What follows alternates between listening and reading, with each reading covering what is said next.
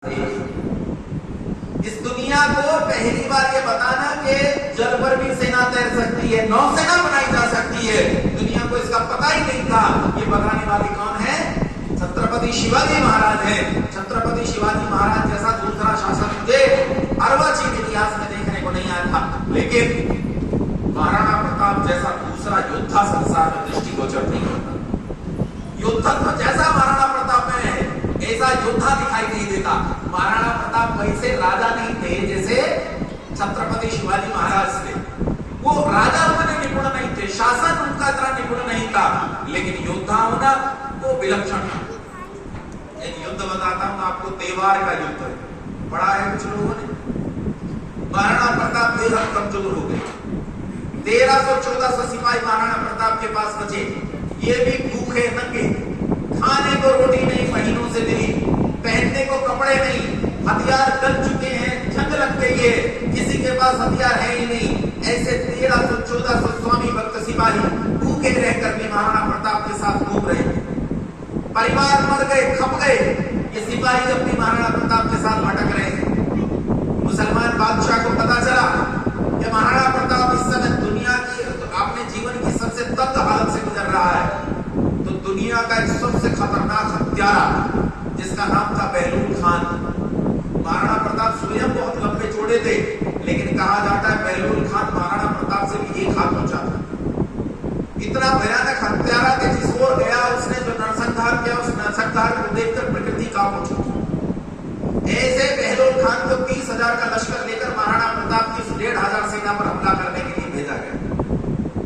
सेना को चारों तरफ से घेर दिया गया और बहलूल खान की सेना ने उन 1400-1500 सिपाहियों को मूली गाजर की भांति काटना शुरू कर दिया। किसी में दम नहीं था, क्या लड़ते, लेकिन फिर भी युद्ध तो चल रहा था। महाराणा प्रताप भी लगभग ये मान चुके थे कि आज ये हमारा आखिरी युद्ध है, इसके बाद कोई युद्ध नहीं होगा, हम सब मारे जाएंगे। लेकिन तभी ये घटना घटी कि महाराणा प्रताप के सामने बहलूल खान ने 19 साल के बालक का सिर धड़ से अलग कर दिया तलवार से।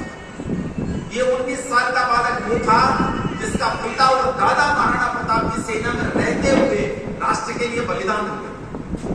महाराणा प्रताप को ऐसा लगा जैसे मेरे अपने बालक का सिर धड़ से अलग हो गया हो, और जमीन पर लुढ़कते हुए उस सिर को देखकर महाराणा प्रताप का क्रोध उसके सिर को फोड़कर बाहर निकल गया।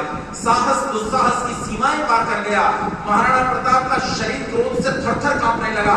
घोड़े को एड़ लगाई और बहलूल खान की तरफ दौड़े, हाथ में भाला था, लेकिन हाथ क्रोध से कांप रहा था। भाला हाथ से छूट गया और दौड़ते दौड़ते रास्ते में किसी मुगल सिपाही से उसकी तलवार छीन ली और बहलूल खान के पास पहुंचकर उसके सिर पर खड़ी तलवार का वार किया। घोड़े सहित 2 हिस्सों में चीर दिया बहलूल खान ने, घोड़े सहित 2 हिस्सों। और उसके बाद का दृश्य इतना कमाल का था कि 30,000 का लश्कर आगे आगे भाग रहा था, 250 लोग चप्पल लेके पीछे भाग रहे थे। ये महाराणा प्रताप का युद्धत्व था, इतना महान योद्धा, स्वाभिमान उसके सामने सब खप गया, लेकिन उसके स्वाभिमान ने कभी भूमि की ओर नहीं देखी। लेकिन गरीबी ने ऐसे महाराणा प्रताप को भी टूटने पर विवश कर दिया। जब जंगल में भटक रहे थे, खाने को कुछ नहीं था, रहने को घर नहीं था, परिवार बर्बाद हो चुका था, पत्नी और 2 बच्चे साथ में थे, कुछ सिपाही साथ में थे, तो 3 दिन से भूखी बेटी चंपा 13 साल की बेहोश हो गई। बेहोश बच्ची को देखकर महाराणा प्रताप रो पड़े। फिर सिपाहियों ने घास की रोटियां बनाई। घास की रोटी समझते हो? नहीं समझते। कैसे बनती है घास की रोटी बताओ? नहीं पता था। दूब घास देखिए, दूब घास। दूब घास जब पक जाती है तो उसके ऊपर एक काला दाना लगता है। राई का दाना देखा है? राई के दाने से भी 100 गुना महीन होता है, वो दिखाई भी ना दे इतना महीन दाना होता है। उस काले दाने को इकट्ठा कर लिया जाता है बहुत बड़ी मात्रा में, और उस दाने को इकट्ठा करने के बाद उसे पीसा जाता है, उसका आटा बनाया जाता है। मतलब ऐसा समझो कि 1 एकड़ जमीन में से 2 रोटी बन जाए तो बहुत बड़ी बात है। ये इतनी मुश्किल रोटी होती। वो रोटी बनाई गई, 2 रोटी बिटिया के लिए बनाकर उसके सामने रखी गई, और जब बिटिया उन रोटियों को खाने के लिए उद्यत हुई, उसी समय जंगली बिलाव आया, उन रोटियों को लेकर भाग गया। ये परिस्थिति इतनी खराब थी, ये परिस्थिति इतनी विलक्षण थी कि इस परिस्थिति को महाराणा प्रताप सह नहीं पाए और उन्होंने अपने सिपाहियों से कहा कि सचिन को बुलाओ और कहो, सुना है अकबर मुझसे बात करने के लिए, संधि करने के लिए तैयार है, उससे कहो कि पत्र लिखे कि महाराणा प्रताप तुझसे बात करने के लिए राजी हो गया है, मैं अपने बच्चों को तिल तिल करके मरते हुए नहीं देख सकता, नहीं देख सकता।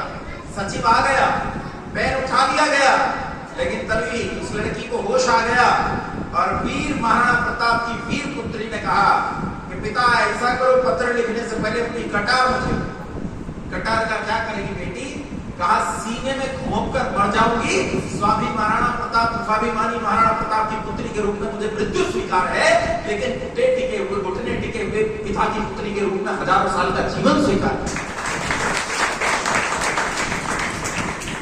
गिरते हुए महाराणा प्रताप को बेटी ने रोक लिया, लेकिन ये बताओ टूट तो चुके थे, बोलो टूट तो चुके थे। गरीबी और विपन्नता, दरिद्रता ऐसी भयानक वस्तु होती है कि ऐसे लोगों को रोने पर विवश कर देती हैं जिनकी आंख में कभी किसी ने एक आंसू नहीं देखा।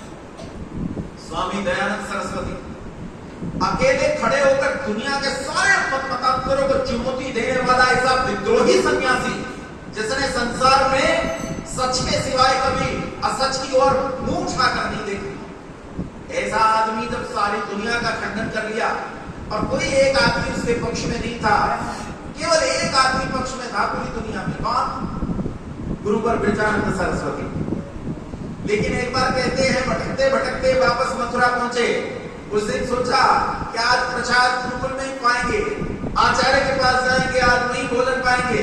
वहां पहुंचे तो वहां जाकर देखा सुबह ही गुरुजी दुर्गा सप्तशती का पाठ करते थे। बोले गुरुजी ये तो अनार्ष है, अनार्ष है, इसका पाठ नहीं करना चाहिए।